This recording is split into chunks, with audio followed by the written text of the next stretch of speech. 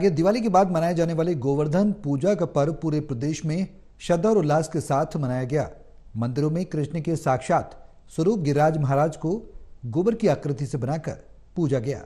पूजा के बाद अन्नकूट का भंडारा लगा, जिसे लेने बड़े बड़े लोग मंदिरों में पहुंचे।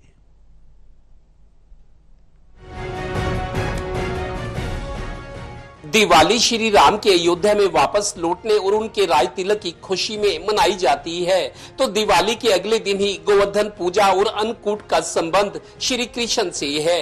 कृष्ण राम का ही रूप है।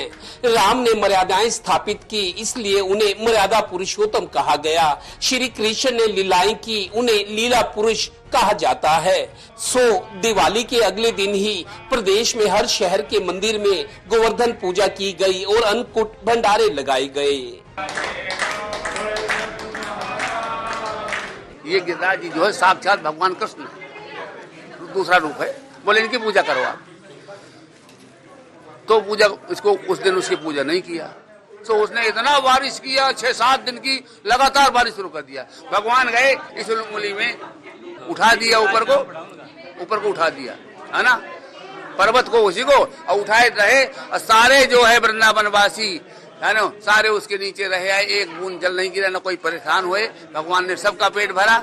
उस दिन से जो है गोवर्धन जी की पूजा, भगवान ने ये भी कहा था कि ये कलयुग में एक एक तिल घटेंगे, कम होंगे, फिर जब सतयुग लगेगा तो एक एक तिल फिर बढ़ते बढ़ते बढ़ते बढ़ते पूरे हो जाएंगे। मेरे पिताजी जाते जब 3-4 साल हो गए, मेरे पिताजी ने कहा भी घर का एक सदस्य है ऐसा देखो जो गिरिराज जी की परिक्रमा हर महीने कर सके।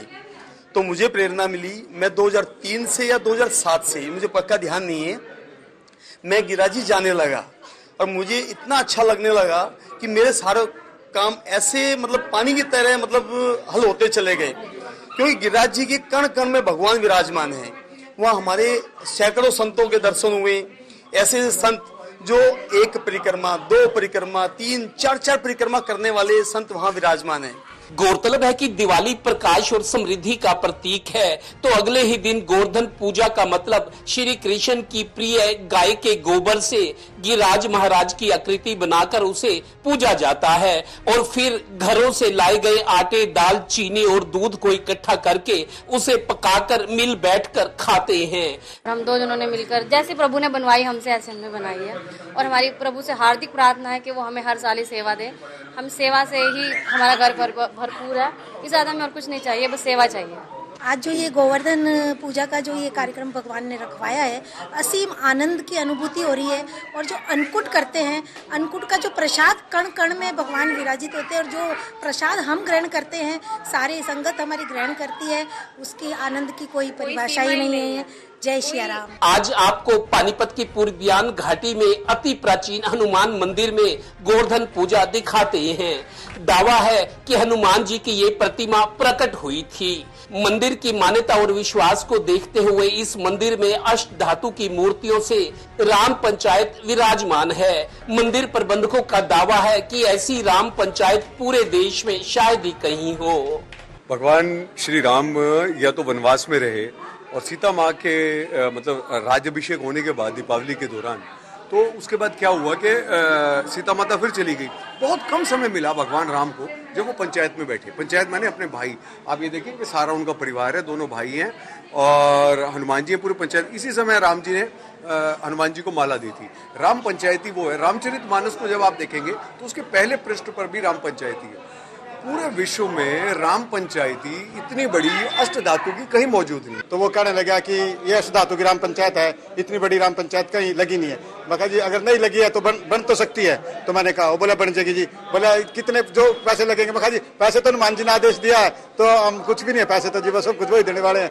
पानीपत वास्तव में लोग कहते हैं हैंडलूम की नगरी है, मैं कहता हूँ ये धर्म की नगरी है, क्योंकि जितने भी हैंडलूम के व्यवसायी हैं वे सभी धार्मिक मंदिरों से जुड़े हुए हैं। गौरतलब है कि पानीपत की हैंडलूम और कंबल मार्केट में स्थित इस अति प्राचीन हनुमान मंदिर में इसी अप्रैल महीने से 24 घंटे का अखंड रामायण पाठ चल रहा है।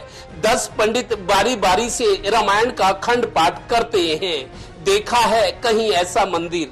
ये हमारी धार्मिक परंपराएं और आस्थाएं हैं जो विभिन्नताओं के बावजूद इस देश को एकता का सबक देती हैं, एकता का पाठ पढ़ाती हैं। इस तरह के धार्मिक आयोजन संस्कारों को पुख्ता करते हैं, जिससे हमारी पीढ़ियां संस्कार सीखती हैं और अपने जीवन को आदर्श बनाती हैं। सहयोगी श्रीनिवास के साथ Devendra Kathoria, total news, Panipat bureau.